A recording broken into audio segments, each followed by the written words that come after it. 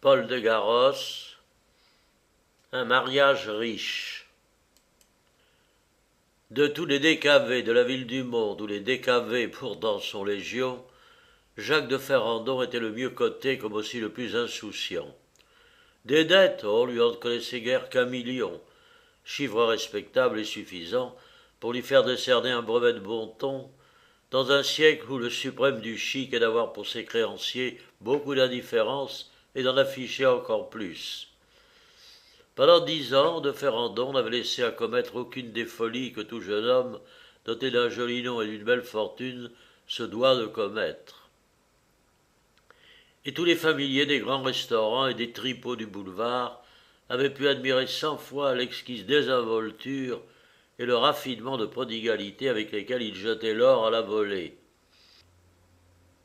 À ce train d'enfer que les maîtresses, les gargotiers et les entrepreneurs de plaisir ont seuls intérêt à entretenir, Jacques dévora jusqu'au dernier centime un patrimoine princier. À ce moment, la prudence la plus élémentaire eût dû lui inspirer de sages résolutions, mais lorsqu'on est lancé dans cette voie, il est très difficile, paraît-il, de reculer. Jacques chercha donc au contraire les moyens de continuer. Il avait un titre brillant, de l'audace, beaucoup d'allure, des parents sans enfants qui passaient pour riches. C'était plus qu'il en fallait pour qu'une foule de portefeuilles s'ouvrissent à son premier appel, depuis ceux des usuriers et des banquiers jusqu'à ceux, moins nombreux cependant, des amis. Hélas, tout a une fin. Après avoir usé pendant 2 ou 3 ans de tous ces procédés ultra-fantaisistes qui lui avaient mis sur les bras le joli chiffre de dette dont j'ai parlé, Jacques sentit le terrain se dérober sous ses pas. Peu à peu, une à une, les caisses des usuriers s'étaient fermées devant lui. Depuis longtemps, les amis n'ouvraient plus leurs bourses, et aucun même n'eût consenti à engager sa signature sur des billets inévitablement protestés à l'échéance. Encore un peu, et c'était la misère noire, l'enfouissement dans une mansarde, les dîners problématiques, tout jusqu'à l'impossibilité de sortir faute de linge et de gants propres, la plus cruelle des épreuves pour un mondain. Un moyen seul d'éviter cette terrible extrémité restait aux jeunes viveurs, c'était le mariage. Un mariage d'un caractère spécial, bien entendu, comme tout ce qui se pratique dans les cas analogues, au profit de ces malheureux débris de la grande vie. On met en balance quelques parchemins plus ou moins authentiques et des liasses de billets de banque, et les épiciers retraités qui apportent celles-ci ont encore la bonté de proclamer que tout l'honneur est pour eux. Ma foi, c'est possible, au fait. Ils ne sont pas toujours les plus volés.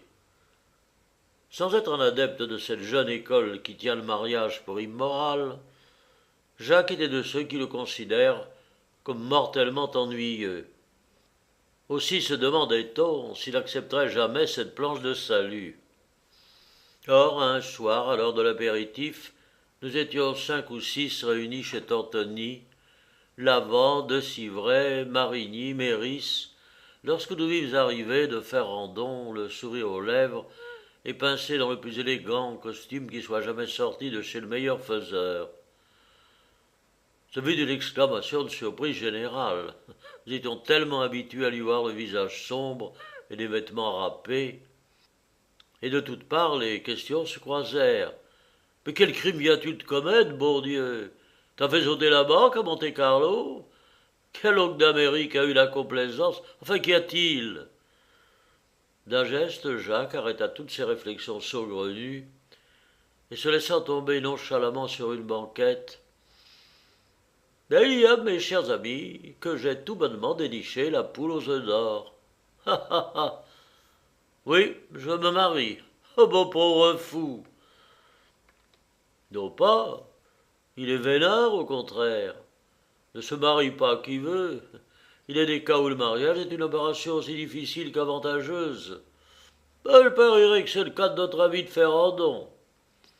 En saisissant le sous-entendu méchant qui terminait ce compliment, Jacques, flatté dans son amour-propre de Don Juan, mais froissé dans sa dignité, esquissa un sourire qui pouvait être aussi bien une grimace. « Peuf, dit-il avec indifférence, le mariage est toujours une opération avantageuse, car lorsque l'on arrive là, ce n'est généralement pas pour satisfaire un caprice, mais bien plutôt pour mettre la main sur une dot. Donc, il a raison, prononça Marigny, un journaliste sans sou ni cheveux, mûr pour la députation. Il a raison. Quant aux difficultés que l'on rencontre, dit-on, pour se marier, reprit de Ferrandon, j'avoue pour mon compte que je n'en ai pas trouvé.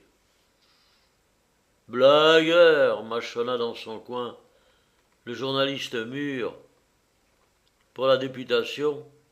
Je la connais, va, ton histoire. Tu peux nous la conter? Mon Dieu, oui, continua Jacques avec une imperturbable fatuité. Je n'ai eu qu'à me présenter pour vaincre. En un clin d'œil, l'affaire a été enlevée. Oh, sans doute, ce n'est pas la fille d'un prince russe.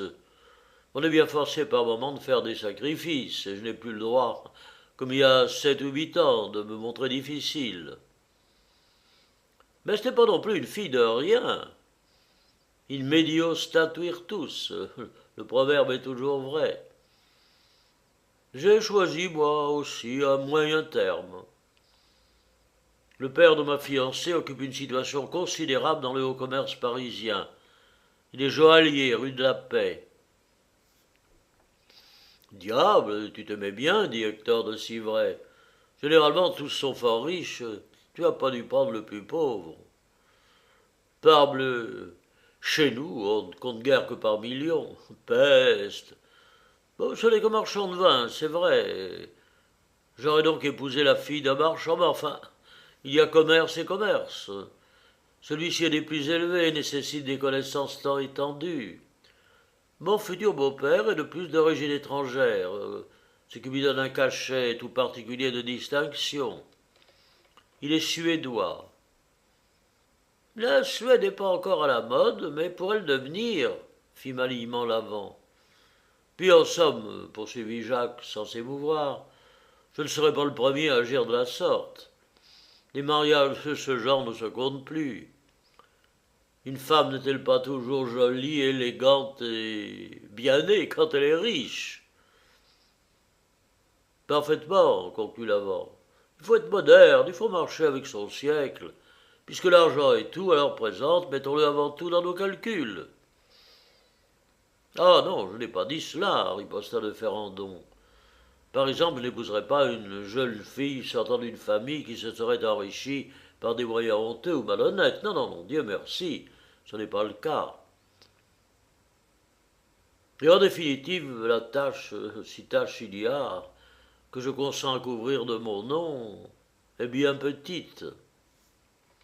En prononçant ces mots, Jacques se leva et dit avec une certaine affectation « Vous permettez, n'est-ce pas, que je me retire? Je ne m'appartiens plus maintenant, l'amour m'appelle. » Et il partit après une pirouette désinvolte. Marigny le suivit des yeux, et lorsqu'il le vit disparaître au coin de la rue Taitbout, « Sacrebleu, cria-t-il en frappant un formidable coup de poing sur la table. Voilà un fameux rouet ou un grand niais. Oh, comme tu vas, interrompit Méris. Pourquoi donc, s'il te plaît, ces qualificatifs outrageants à l'adresse de ce pauvre de Ferrandon? Tu ne trouves donc pas assez malheureux de se marier pour l'accabler encore? Bon, défends-le, toi, maintenant. Des qualificatifs outrageants, mais il en mérite 10 fois plus que je ne pourrais en inventer. Quelle audace, tout de même. Nous nous regardâmes assez surpris. Voyons, qu'y a-t-il demandai-je, explique-toi. Il y a, pas grand-chose, répondit Marigny avec des airs de cachottier pour se faire prier. Si, alors, dis-le vite. Vous me promettez que ça ne sortira pas d'ici.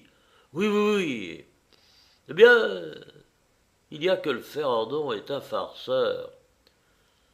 Son futur beau-père n'est pas plus joaillier que moi, et le magasin de diamants n'est qu'un trompe-l'œil pour cacher la véritable marchandise.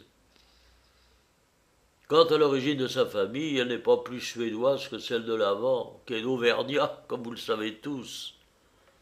Ce fut une stupeur générale et des interrogations pressantes partirent de toutes les bouches. Alors d'où vient-elle, cette famille? D'où sort-elle? Que fait-elle? Quel est le véritable état civil, cet ineffable beau-père? En deux mots, c'est bien simple, reprit Marigny. Le papa tient à Berlin une maison d'agents spéciale que je crois suffisamment désignée sans la nommer. Et ce Buddy Gommerce lui a permis de réaliser une fortune énorme. Entre-temps, il s'est amouraché d'une de ses pensionnaires qu'il a retirée du salon commun pour l'installer dans le sien. Une fille naquit de ce rapprochement que l'on fit élever soigneusement.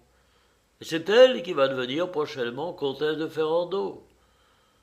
Son père, pour la placer, eût pu se lancer dans la haute société et se poser en exotique richissime, mais cela eût attiré sur lui l'attention et révélé sans doute sa véritable profession.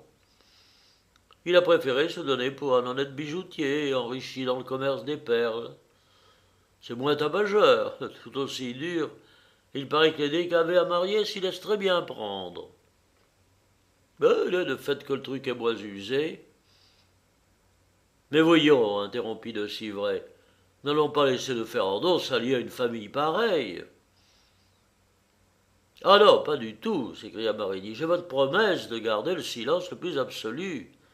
À quoi bon d'ailleurs?